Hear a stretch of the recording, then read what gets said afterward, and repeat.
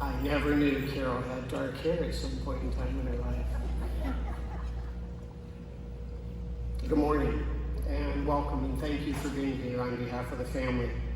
For those of you who don't know me, I am Charlie Brandt. I am Carol's favorite brother. No one to argue with me on that. And for those of you who do know me, let me simply say we have got to stop meeting like this, because there's been too many of these too soon. It would be a bit of an understatement to say that Carol's passing was unexpected. For any of those of you who are not aware, what happened is as best we can reconstruct, she had a fall at home.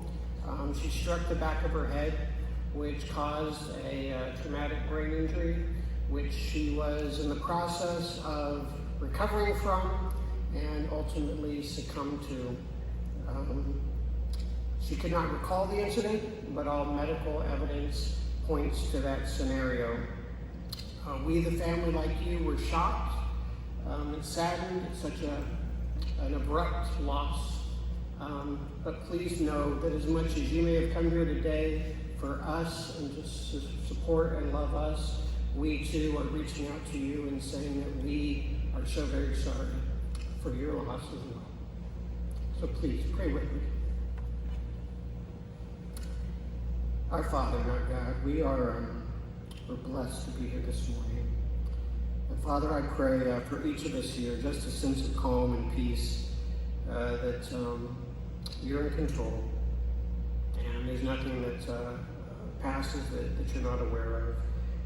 And so, Lord, as we've come here today to honor and to remember Carol, may this point mark closure for us, the beginning of closure, that as we begin the healing process, as we work through our grief, Father, thank you that your love is there to comfort and to guide us.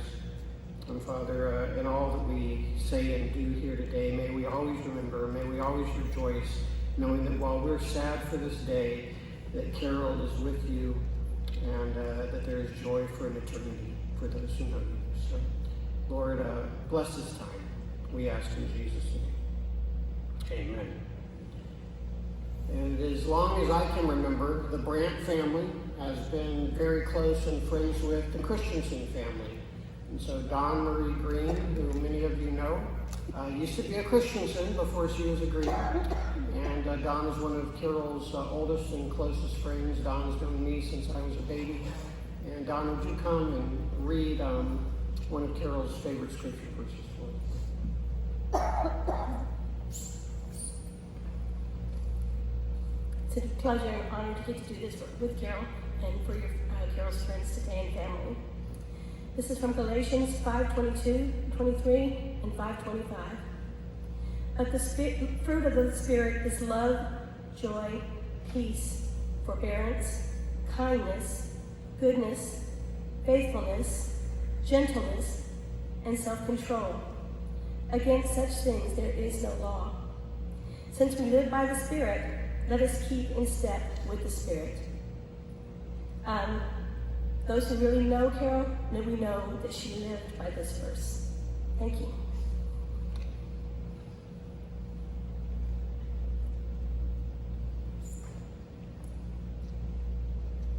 If you knew my sister Carol, you knew how meticulous she was. Let me draw out that word, meticulous. Everything in Carol's life was in order and was exactly in place. And while her death probably caught her as much of a surprise as it did us, it did not catch her unprepared in any sense of the word, I don't think. The music that you heard in that opening montage with all the photos, that was chosen and specified by Carol. The scripture reading that Dawn just shared, that was chosen by Carol. The lovely marble urn behind me in which her ashes sit, you got it. That was chosen and specified by Carol. To the end, she took care of all of those things for us. Even the obituary, the eulogy that I'm about to read, written by Carol, about Carol. Who writes their own obituary, people? That's my sister, Carol, that's right. It had a note on the bottom when we found it, and this is what it said. It said, "This was a project for a leadership class I took, and is what I would like people to be able to honestly say about me." And so as I read this, suspend for a moment and hear it in Carol's voice, not in mine, because these are actually her words, and this is how she would like us to remember her. Carol Ann Brandt, age 63, was called home to be with the Lord on the 8th of June, 2020. To know Carol was to know a faithful daughter, sibling, aunt, or friend who showed compassion and love. She loved and honored God, her family, country, church, and all living creatures, with a special heart for those who were less fortunate than her, especially animals who could not speak for themselves. She lived this out by giving of her time and resources to help others. She served faithfully in her church, including leading a ministry that helped provide financial counseling and volunteered at the San Antonio Humane Society. She gave generously to several other animal rescue organizations and charities. Carol enjoyed travel, theater, cooking, reading, and watching movies, especially Hallmark movies. Yes, she was one of those people. She loved to laugh, even at herself. Smiley face, which was her signature. Carol dedicated her life to serving her country, 9 years in the Air Force and 14 additional years as an Air Force reservist. She worked for the National Security Agency for 31 years. She excelled at her job, providing valuable intelligence and operational support that directly impacted national security. Carol loved her parents, Byron Swineford Brandt and Maria Aurilla Suazo Brandt, who predeceased her, as well as her sisters, Cora Ann Rhines, Cheryl Ann Blackman, and her brother, Charles Andrew Brandt, and their spouses. She also loved her many nieces and nephews, and great nieces and nephews. And Galatians 5:22 tells us that the fruits of the Spirit are love, joy, peace, patience, kindness, goodness, faithfulness, and self-control. And Carol tried to emulate these in her life. Wow.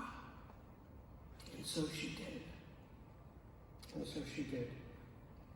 Now, you know, there might be some, okay, mostly just me, who think that she was a bit of a control freak, who was not going to entrust the safeguarding of her legacy to her idiot brother. The real truth lies in the fact that I don't think this was just an empty exercise for Carol, just something we had to do to get through this course. I think that what she wrote was her philosophy and the blueprint by which she lived her life. And she did live it out every minute of every hour of every day that she was here with us. For years, her email address was careForOthers at, I believe it was AOL.com. How far back does that take you, okay? Anyone remember AOL? All right, dial-up, anybody? When's the last time you had dial-up?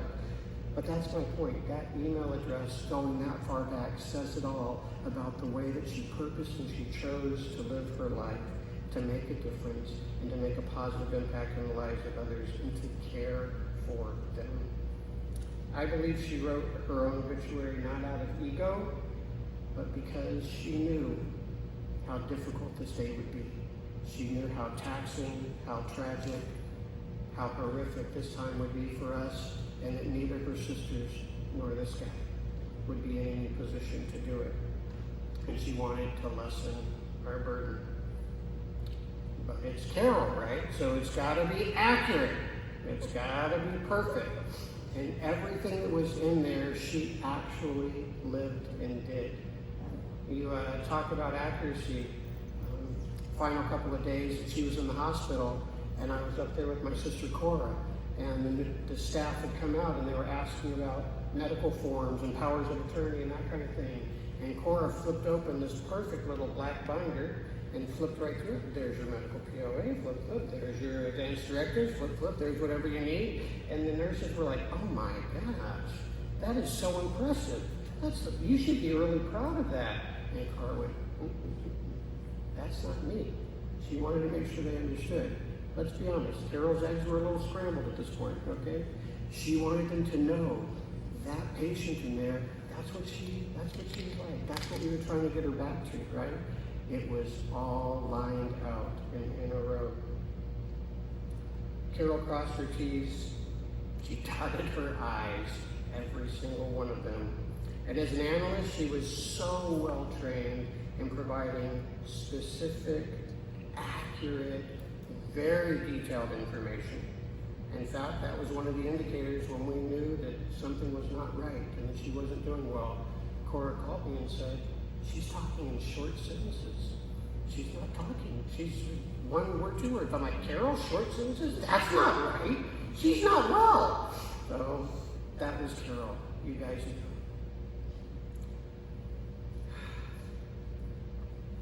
My point again is that everything she wrote in her obituary, she actually lived and did. She laughed often, and often at herself. It's one of the rules in our house is that you have to be able to laugh at yourself. One of my favorite memories of Carol was one night several years ago. I think we were gathered together for a holiday or something, and we were all sitting around, the siblings, and we were telling stories about back in the day, and most of them at the expense of someone else, and there's laughter all around. And when it came, one of the time go around, it came to Carol, and Carol goes, hey, remember that time when, oh wait, that was me. And she stopped, she just shut up. She wouldn't tell us the story. I wanted to know what the story was, and she refused. She wouldn't tell us what that story was, that she was embarrassed or that dumb thing that she had done. She may have self-reported to the NSA, but she didn't self-report anything to us. To this day, I still want to know what that was about. She showed compassion and love. She honored God and country. At her retirement ceremony from the NSA, obviously they couldn't share classified information, but they did highlight so many accomplishments and so many things that she had reached and pinnacles that she had reached in her career. And at some point in time, I believe it was Terry, her boss, she said something along the lines of the fact that Carol had been instrumental in the debriefing of high-value targets or suspects related to terroristic activities. My sister, Aaron, my son, reaches over and through the side of his mouth goes, did they just say Aunt Carol waterboarded prisoners? I'm like, yes, I think they did. That's the way I'm going to remember it. So, yeah. She was a patriot. She loved her country, and she loved her work. When I was a stupid, very young man, I used to call my sister, who I knew worked in intelligence, and I, on a couple of occasions, will admit to you, I called when I knew she wasn't at home, and I would leave voicemail messages on her machine. And what I now understand to be had been a very convincing Indian or Mideastern accent, asking her if she had any secrets she wanted to sell. I thought it was funny. I did not know the seriousness of what I was doing. In later years, not that long ago, when I admitted to her, in fact, I was her idiot brother that had done that, she was like, you moron. She goes, do you know I opened up security incident reports back in the day for those phone calls? Luckily, there was no caller ID, so, hey, I'm still here and not in jail. My point is that she took her job seriously. She did excel. She did impact national security, and we all sleep more soundly and safer as a result of the work that she did and that continues to go on in the armed services and in the agency that she loved so much. She loved both cooking and eating good food. How many of those pictures up there revolved around a plate or a glass? Right? And so many of our memories as a family are tied up in meals that we shared together. In the past few years, my wife, my sisters, and I have taken it upon ourselves to, and I don't even know why, but load up Carol's purse when we'd be out at a restaurant with as much crap as we could find on the table. So it might be a salt shaker or ketchup packets or jelly packets or silverware or, and then usually one of us would distract her while the other one would just start stuffing that stuff in there. Now, understand, to us the appeal is obvious, okay? Our sister is a neat freak, so finding all that stuff in her purse, that's going to bug her, which is what siblings do. For me, I liked it because at its core, it's shoplifting, basically, right? My straight arrow sister shoplifting, that's comedy gold, people. You can't pay for that kind of thing. My personal favorites were the time that she attempted to go through security at work and wound up with a butter knife in her purse, which apparently that's a no-no when you work at the NSA to bring a blade in. And also the time we sent her away from lunch. It was after church, as I recall, with a large button attached to her coat or purse, I don't remember. It had a Chippendales cowboy dancer on it, and it might have said something like "cowboy butts drive me nuts." I don't remember exactly. She was less than amused, though, at finding it when she got in the car, having known that she was walking all around with that button on her. And I will confess to you this one thing, that had she chosen not to be cremated and with us in this manner, if this had been an open casket, somewhere, somehow, I would have sneaked this into it. Yeah. For the uninitiated, this is a silverware set from Willie's Grill and Ice House at 151, where we used to meet all the time. I've been saving it for just such a time as this, when I would be able to sneak it into my sister's home or purse or someplace where she could find it. I guess, having been robbed of that opportunity, I will now return it to Willie's. My sister was the shoplifter in the family, not me. She loved animals. I remember visiting her up in Maryland back in like the 90s sometime, and she had this massive fat cat named Heavy C, who many of you all may know about. And she was, so Heavy C, first of all, had serious gastrointestinal issues, among other problems.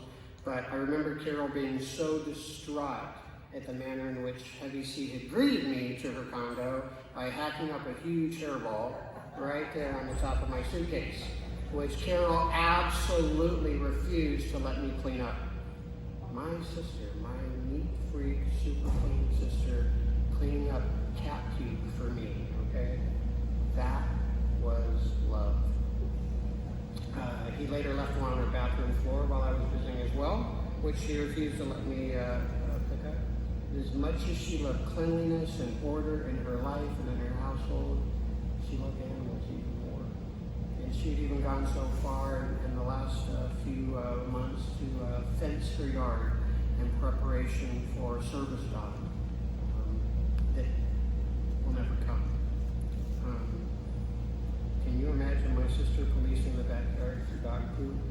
I cannot, but that's how much she cared and loved for animals. I've got to admit to you guys, it's hard to get, and I don't have a whole lot today to tell you from an encouraging standpoint to lift you up. But if I could leave you with one thing, it would be this: that we ought to live our lives as Carol lived hers. Find your purpose. Show compassion and care for others. Love God and country regardless of politics. Volunteer. Give of your time and your money. Honor your mother and your father.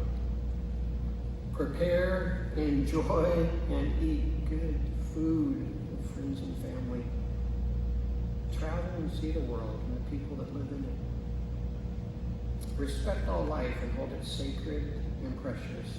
And in all things, seek and embrace the fruits of the Spirit: love, joy, peace, patience, kindness, goodness, faithfulness, and self-control, as Carol did.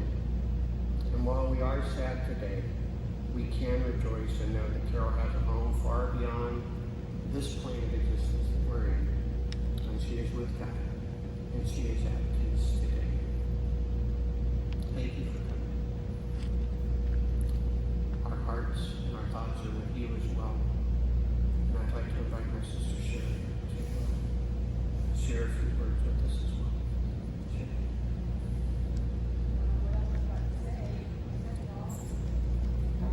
You know what? Charlie did kind of say it all. I think that probably you will hear that from us today. But in our own way, we each have a different relationship with Carol. My name is Sherry.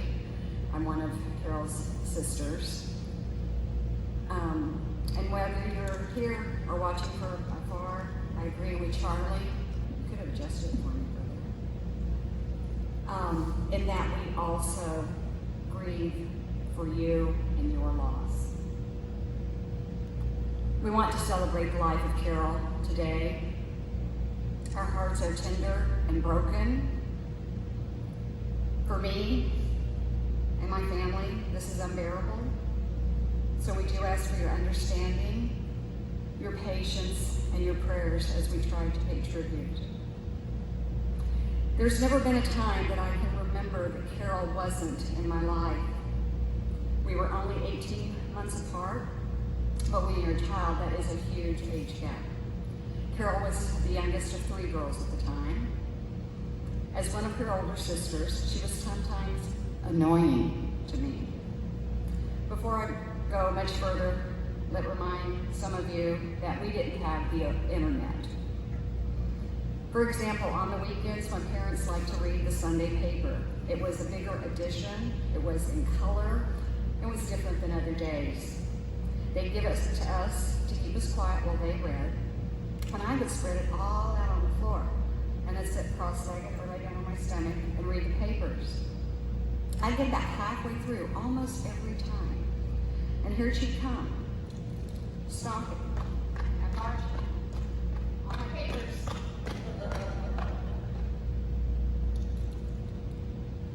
And of course, then I would go, "Mom, Carol's bothering me again." Whether you're a parent or have siblings, you know what I'm talking about. Carol was somewhat quirky and independent growing up. People often ask young children what they want to be when they grow up. Without hesitation, whenever Carol was asked, she'd announce she wanted to be a sheriff. Not a police officer, not a constable, a sheriff. Now, you've got to remember this is Texas after all. She would dress up in her cowboy hat, boots, belt, badge, and whistle, and stand out in the middle of the street that we lived on with a whistle in her mouth, pretending to direct traffic. My mother would call to her, "Carol, get out of the street." This continued some time. So one year, my parents made an appointment and surprised Carol on her birthday. She was getting to meet the real sheriff. She wasn't nervous. She was excited. She couldn't believe it. I think that she still has that picture somewhere, but I brought one today. You might see it out in the hall when you leave. Who knew this tenacious, quirky, independent little girl already knew who she would be? Carol knew. Fast forward to her adult life. As Charlie said, she served in the military, and she excelled at it after she learned how to pass an inspection. 9 years in the Air Force, 14 years as an Air Force reservist, 31 years at the National Security Agency. You can check my math, but Carol She knew. As a child, what I had perceived as annoying and quirky was actually her intelligence career in the making. Carol was extremely intelligent and determined, but she had a softer side too. She loved her family deeply and unconditionally. Through the years, though she was far away from us in Texas, it was always her first priority to come home whenever she could. She loved to travel. Carol would have been one of the original influencers on Instagram before it ever existed, if she'd chosen to do so, although she might have deferred to her friend and traveling companion, Sharon. Once she'd moved back here 2 years ago and was established, she was ready to take off again. She was always making plans for the next trip before she even completed the first. Her recent goal was to travel to Europe over the next 2 years.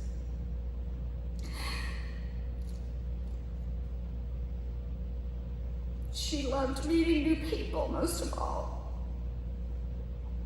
I am sad that I won't have the opportunity to share that with her as we had planned.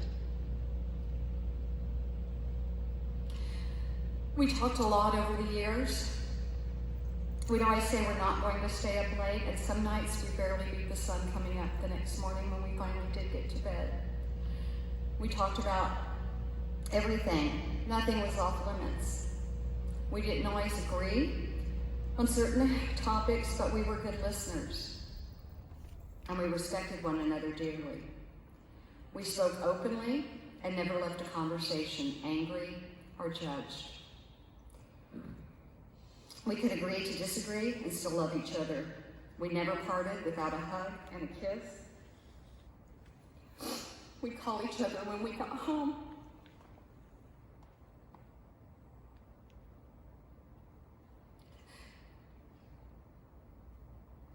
We laughed a lot when we were together, and we cried a lot too. We both liked to dance. And when the music got cranked up, we'd keep my husband Craig on his feet till we couldn't dance anymore. Carol didn't add this to an obituary, but she liked wine too. The good stuff. We both enjoyed the good stuff life had to offer, and we enjoyed it together. One of the things Carol did not like was conflict or confrontation. Personally, she would retreat in order to avoid the battle. I asked her recently why she didn't stand up for herself during the situation she was going through, and she responded, "Because I'm the peacemaker." Ironically, she was a peacemaker that spent her life working day and night to mightily fight for the freedoms of our nation in order to defend our country against anyone who might try to do us harm. In order to defend our country, she was a soldier, a true patriot on our behalf. And for that, we should all be proud and extremely grateful. Thank you, Carol, for your service. You stand relieved. We might not have been ready for Carol to be taken from us so early, but let me tell you, when it was time, like Charlie said, she was ready. She was at peace. Her affairs were in order. She was one of the most kindest, most gentle souls I've ever known, who sought to make peace with humankind and God on a daily basis. I miss her already, and I will grieve greatly for the rest of my life. In her honor, please be kind to one another. Thank you.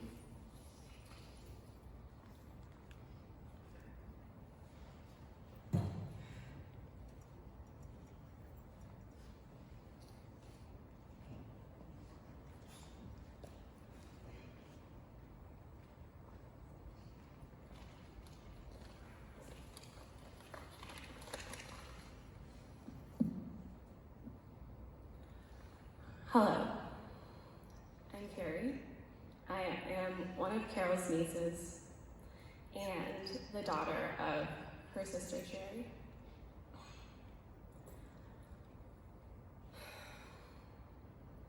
There are many stories I can share about my Aunt Carol, whether it be the time I spent with her as a young teenager on my visit to Maryland, or the times I stayed with her in San Antonio after our family gathering on Christmas Day, watching reruns of Friends, drinking wine, and just talking about life. I will always remember my admiration of her fresh manicure and how it symbolized her favorite simple act of self-care. Those are just a few memories I hold close to my heart. What I would like to further speak about today is the essence of who Carol was as a person and who she was to me. The way she lived her life, the way she treated others, and the way she showed up in the world.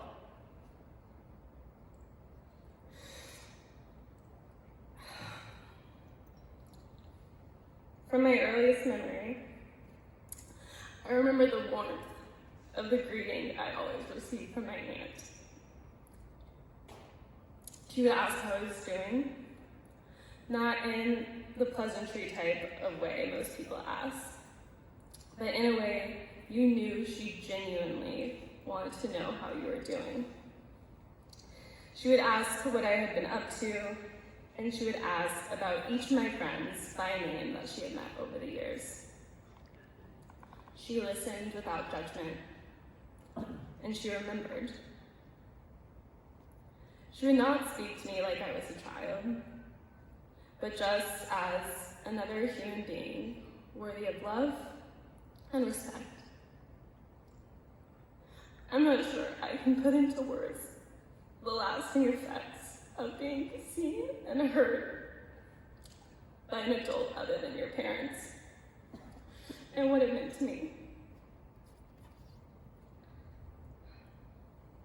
But at the very least, I can say it made me feel loved, supported, and accepted. And it's something I will always cherish. This is how she treated everyone.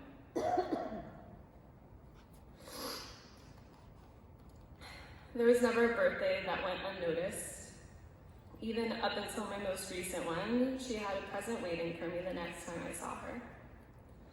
She extended generosity to all, whether it be taking an active role in her church, her community, or her country. She gave her time and exemplified love, compassion, and attention. All of this just further speaks to the type of person she was, the type of friend she was, and how she lived her life. The way Carol showed up in the world was bright, enthusiastic, and joyful.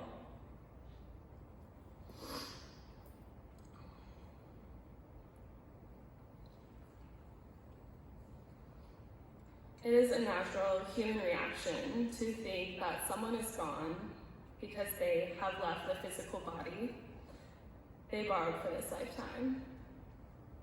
But the essence of Carol lives on, for it is all around you and it is all within you. Give love, extend compassion, and feel joy and remembrance of the way Carol lived. Those are all the things that will stay with me forever. To say all of this is not to deny the grief and sorrow and heartbreak that I, along with you all, have felt for the past few weeks. Experiencing your grief and emotions through this time is part of the process. For we must feel the discomfort that arises within during this time. Only once we can open our hearts to the weight of our sadness can we truly feel the joy that Carol brought into our lives. Allow this joy to comfort you and recognize these qualities of her in your life going forward. For me, I choose to honor my Aunt Carol by embodying these traits that I so deeply admired about her. By listening without judgment, by sending love to others, and by living with intention. I know I will not always get it right, but I will try my best, just as she did. For she loved with her whole heart. And though she is not here in her physical form, the love that I felt from her is in here.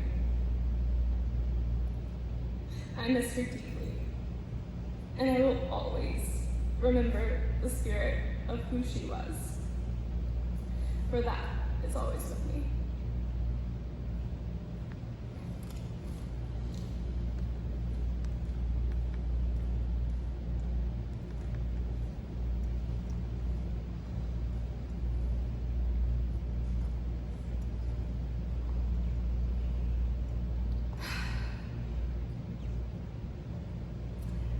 See family, see friends, see Carol's co-workers, and the organizations that she served in. Thank you all for coming.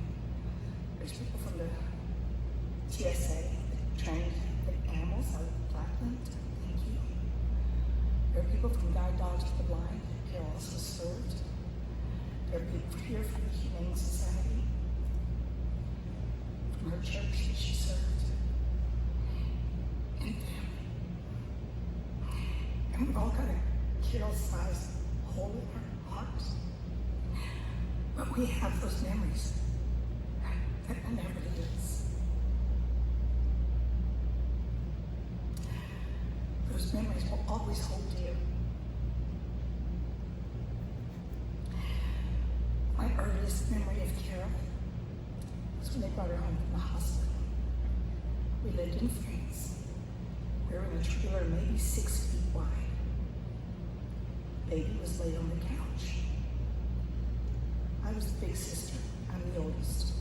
I was charged with taking care of the younger ones. The baby started with us. She's a queen. Well, I'm gonna help her. So I scooped her up gently, holding this little preemie. I'm 5 years old, no 4 at the time. 4. Holding this little preemie. And mother comes back into the living room and said, Cora, Ann, what are you doing with that baby? Fortunately, I was very short, and the couch was right there, so no harm done, we say. And Carol was also learning to walk at 2 in France. She didn't walk till she was 2, but she grabbed hold of the cowgirl boot. But you gotta have balance in your life. She'd get hold of another cowgirl boot, and that's how she learned to walk. But only if there was a boot in her hand. If you didn't have your boot, you didn't have your weight. So, but she did eventually excel at walking, as Dawn knows, as they did their March of Dimes on a hot day. Carol, as my siblings have said, always wanted to be in law enforcement. She followed through with that. She served her country well.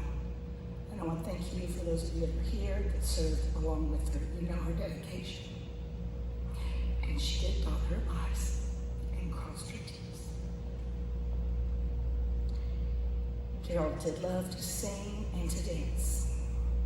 She got a little upset when we were on a cruise one time and she couldn't find a dance partner. So I got up there on the floor with her and we were going to town. And she won a little ring for having such enthusiasm. It was a go-go ring, you know, with the flashes and whatnot.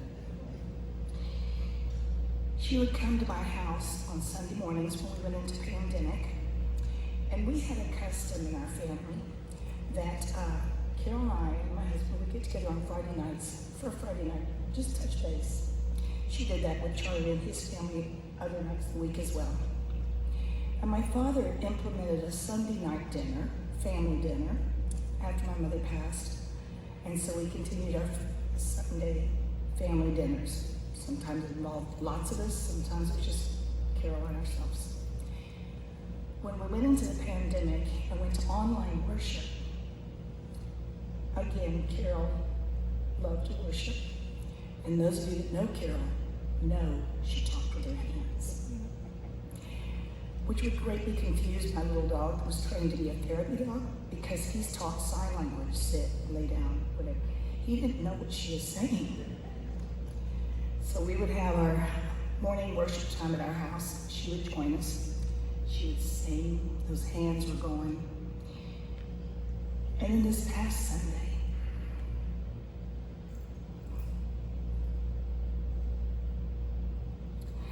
the music keyed up. The dog came to attention. He looked up at the screen and knew it was time for church. He looked around confused. He jumped up next to me, put his paw on my hand, and then looked at the front door. He was waiting for my sister Carol to come in and take part of that worship. Carol gave her heart and her life to Jesus at a young age. She became a follower of Christ. She had a servant heart, as well as she was a leader. She served because that's what Jesus did, not as a box to check for church. She served because she loved as she hurt, and she loved her Lord, and she loved her church.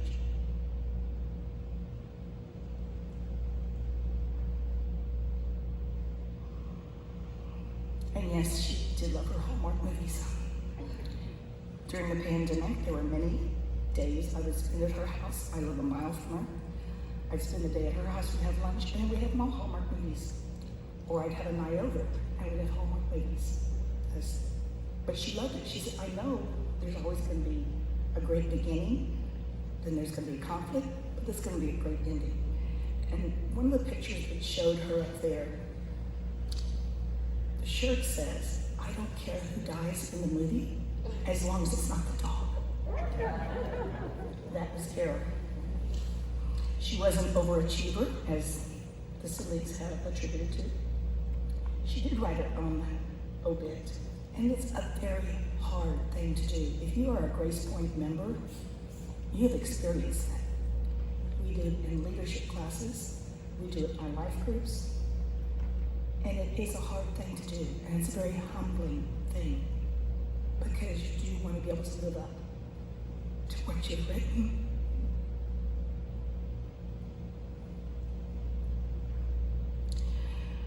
In the little program that you got, there's a tagline that says that she cares for others.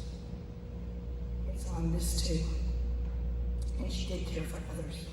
In fact, that was her one story. If you're from Grace Point, you know. She would say, at one time, I only cared for myself, but because of Jesus, I can care for others.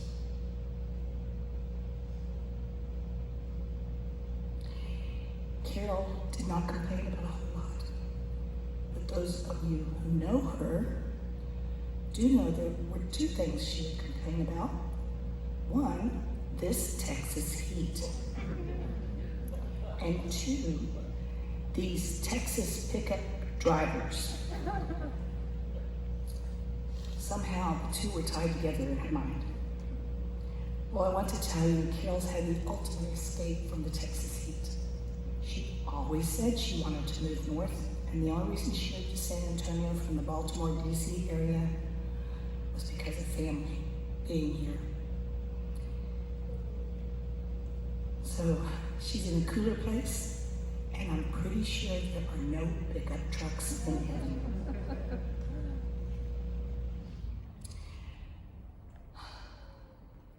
When I was missing her at the worship time, I started crying because I knew she loved the song that was being played. And then it hit me. I can rejoice. Not in the fact that she's not here, but I can rejoice in the fact that she's in God's presence and she's giving me ultimate worship. I have full confidence. Carol took her last breath with me holding her hand. But I know the next breath she took, Jesus was holding her hand and had her wrapped in his arms. So please find comfort in that. Carol loved every one of you.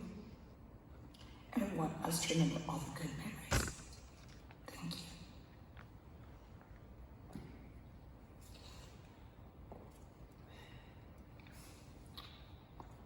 Carol had a couple of long-term friends who you saw in many of those photos up there. Most of them holding a glass up or a plate. We'll leave that commentary for later in the good Baptists that we are. That being said, Sharon Disler, would you come share? Sharon is a long-time friend of Carol's, along with Don Marie is going to come after her. And we would like to make this microphone available to any of you after they've come. If you'd like to get up and just briefly share a word or a story or something that we might like to know about Carol or something, please avail yourself. Share. My name is Sharon Disler, and I first met Carol 45 years ago in about 1975. 18 years passed, and I was assigned to Virginia and called Carol for lunch, which was the beginning of thousands of meals that we shared together. One of our favorite spots was Maggiano's in Tyson's Corner. I had 2 more assignments up in Virginia, and we shared many more meals. Carol was one of the kindest persons I've ever known. We attended my cousin Cindy's daughter's wedding in Southern Virginia, and my Aunt Alta and Uncle Glenn, the grandma and grandpa of the bride, were there, as well as my mom and dad, who had all traveled from San Antonio to Virginia. After the wedding, my Uncle Glenn had some medical problems, which he was hospitalized for, and my Aunt Alta was exhausted, so Carol took her to her apartment to get some much needed rest and get cleaned up, then drove both of them down to my townhouse in Virginia to await a rescheduled flight. In 2003, our first trip was to California, wine country, in Napa Valley and San Francisco. We were both able to travel first class because Carol gave me her TWA miles. I remember how long TWA's been out of business, but we enjoyed our time in Napa Valley and traveled around San Francisco. Carol was an early riser. I am not. And she got up one morning and looked up, and I looked up, and she was standing over me. And I said, "What?" And she said, "Well, are you going to get up?" You can only imagine what I told her. A most memorable trip, though. We went to Alcatraz, we went to Haight-Ashbury, we went to Fisherman's Wharf, we did the whole town. After I retired and moved to San Antonio, I asked Carol, "What do you want to do for your 50th birthday?" I'm thinking Italy, Greece. She said Providence, and I said, "Rhode Island?" And she says, "Yes, like the TV show." I said, "Well, okay." So we went to Providence. We saw a once a year fire in the water festival that was beautiful. It was a beautiful town. She picked well. Home of Brown University. Carol said she wanted to see it. I said, "Okay, why?" She said she'd gotten her bachelor's and her master's degree, but had never experienced living in a dormitory for school and wanted to see what that looked like. I said, "Well, Carol, you were in the military. You went to basic training. You were in the dorms in Germany. That was just about the same," but she was not convinced. A few years ago, we also went on a mystery trip with Dawn Green and ended up in upstate New York. We saw the Finger Lakes and some beautiful scenery up there, along with Niagara Falls. Then we also went on a bus trip to Canada. We saw Ottawa, Quebec, the Canadian side of Niagara Falls, and Montreal. Last July, we traveled to Scotland and Ireland, beautiful scenery, wonderful cool weather, and finally, on our last trip was last December. You saw the picture of the guy in the green suit. Well, that was the last trip that we took. We went to see the Christmas markets on the Rhine River. We loved the blue line, and Carol loved the cool weather. All the beautiful things that the markets had to buy, we tried to buy all of them. Some last words about our many meals together. Most involved some kind of Italian food. We visited most of the Italian restaurants in San Antonio. In fact, Carol said she should have been born a Brantini. Carol was a wonderful friend. I'm sorry we couldn't go on that trip to Italy, but when I do get there next year, I'm going to raise my glass to Carol. I miss her and will continue to miss her terribly. She's gone too soon, but I take solace that she's with her mom and dad and her cat Heavy C, and not in pain and worry. I love you, my friend, until I see you again. Thank you.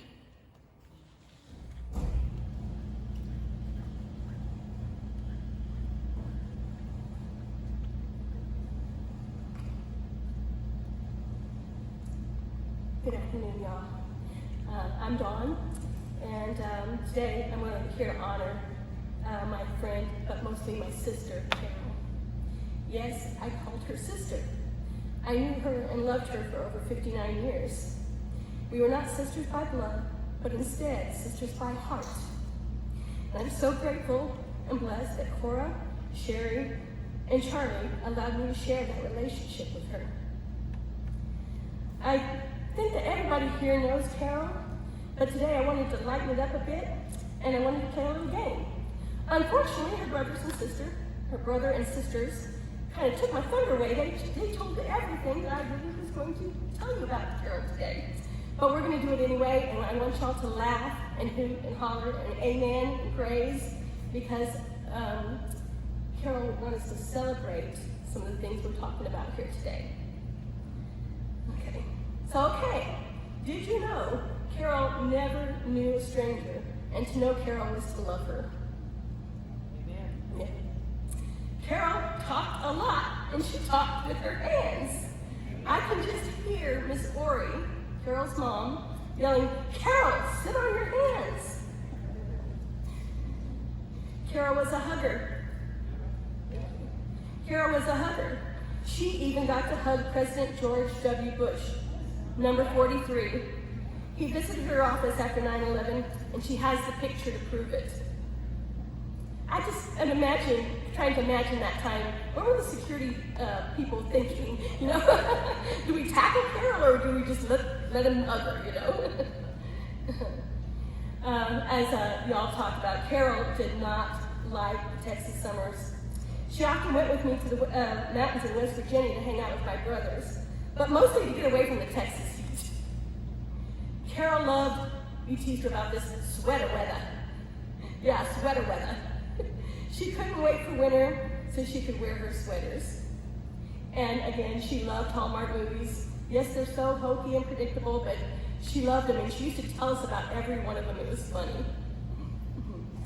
One thing about Carol I thought was so funny is that she paid her bills using paper checks and balanced her checkbook by hand.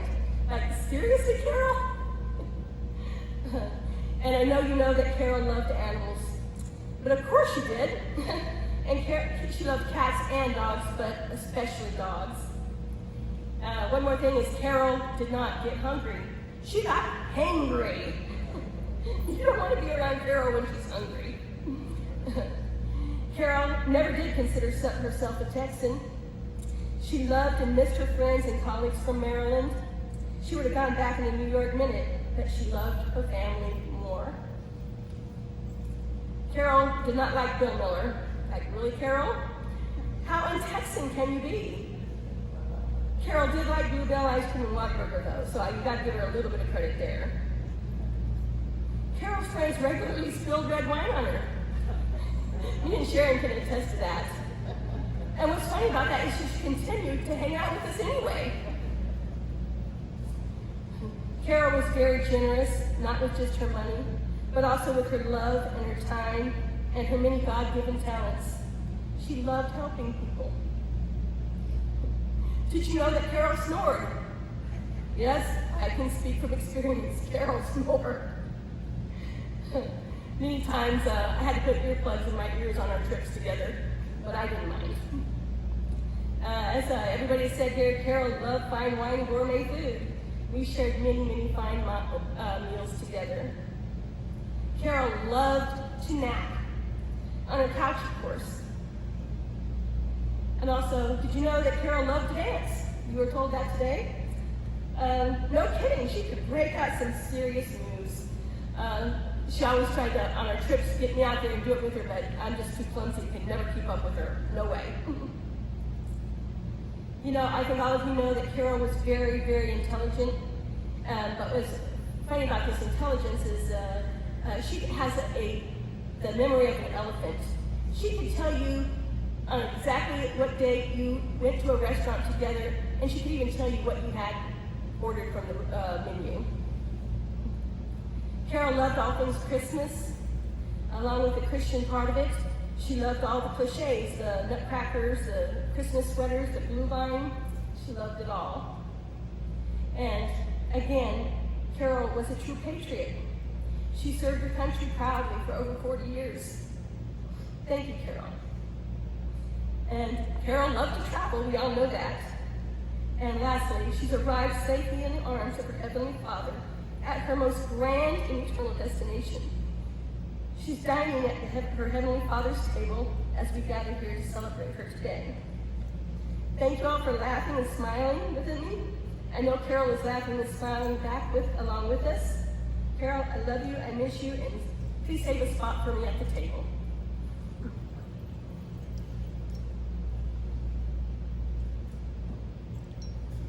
The follow-on to that story about Carol meeting and hugging the president was she told us quite breathlessly, "Oh, lad, I think he works out."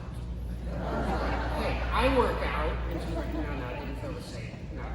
So, at this time, if any of you would like to share, we would welcome you to come forward and just share a few words with us. Anyone? What? Please.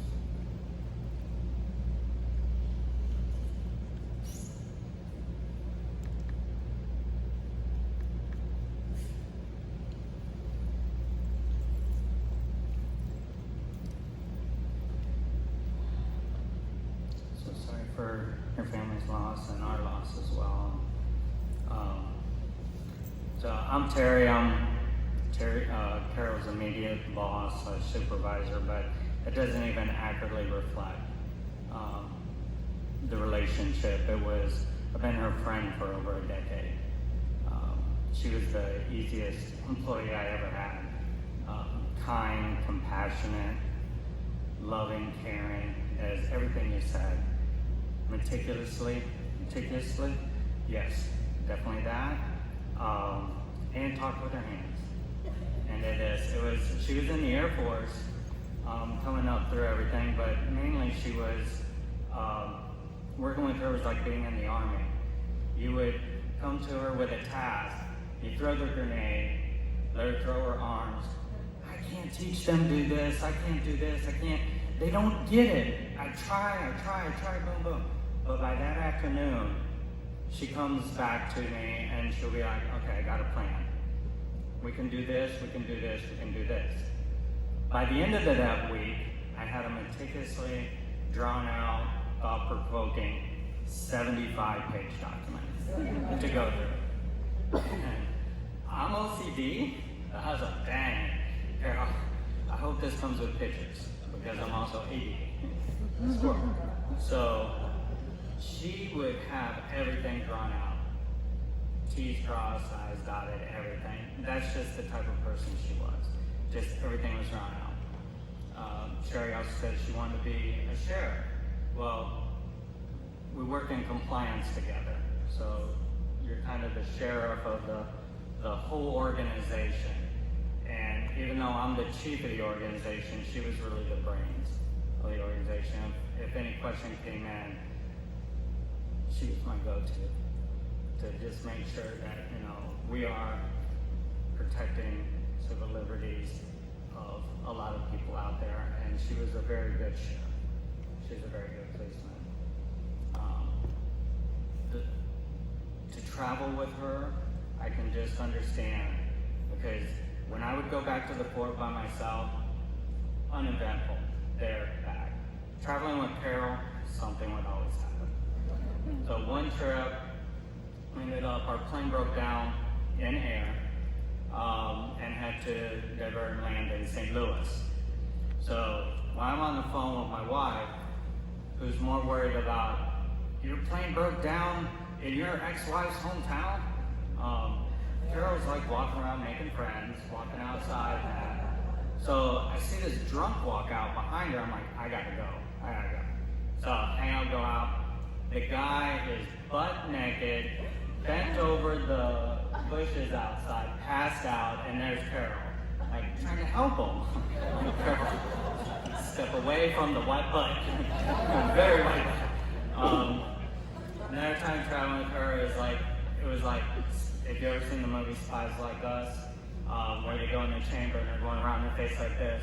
We're coming into land, and all of a sudden something happened, and we shoot straight up. So it's like, we're like this again, and it's like, Carol, next time I'll go by myself. Just so eventful. But mainly, just want to conclude with, she was a kind, caring, loving person that made friends everywhere. And the world has lost someone that, at a time what we're going through today, with everything going on in the U.S., it's a sad time to lose Carol at any time, but the world needs more people like Carol. Kind, compassionate, loving, caring, and all the other adjectives you can just think of someone who just loves people and cares for everyone. Thank you.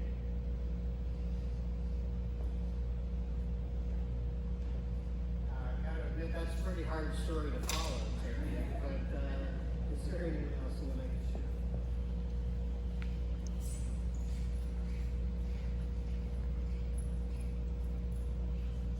First of all, condolences to the family. I'm here for Carol. We went to church together. We served in life group together. And in the last couple of years, she joined our Guide Dogs for the Blind puppy raising club. And with the stories about Carol's meticulousness, that played itself out at Puppy Club.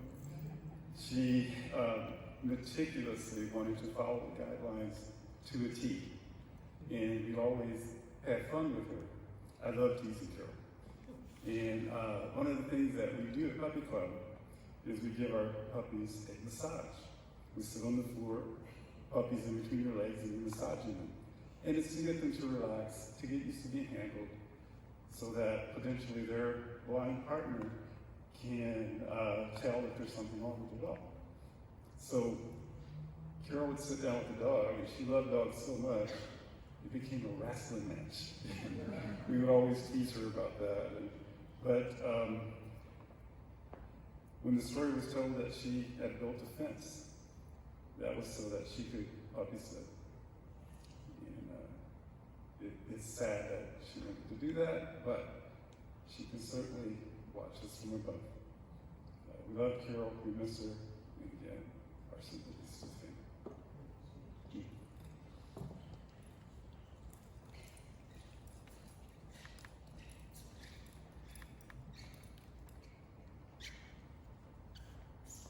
Good morning. My sympathies and my heart breaks. I'm with TSA. I work at Lackland Air Force Base in the dog training facility. Carol's biggest gripe at work, I can't catch the dogs. And I don't like getting up early. But she came to this, my name is Carol. And when she came in, she immediately said, I'm Carol number 2, and let me take the number 1 position there. And she's just like a light that everybody is drawn to. And one of my nicknames is Sunshine. And so I always felt like we shared that. And she was remarkably sweet to just anybody and everybody that ever came along. And when she got ready to leave us, we all were upset, but she joined our little group that we go and have lunches with every month on everybody's birthday. And when she couldn't join us, she would always send greetings and condolences that she couldn't be there. And I'm a workaholic. I have 2 jobs. So there were times I couldn't make it, and I missed a couple with Carol, and that just always bereaved me because I wanted to be close to her and share the experience of being part of this wonderful group.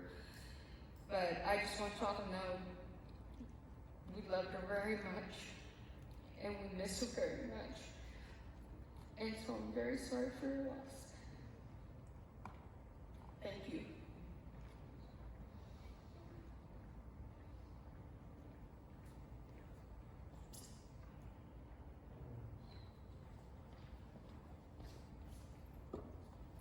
It was my sister's desire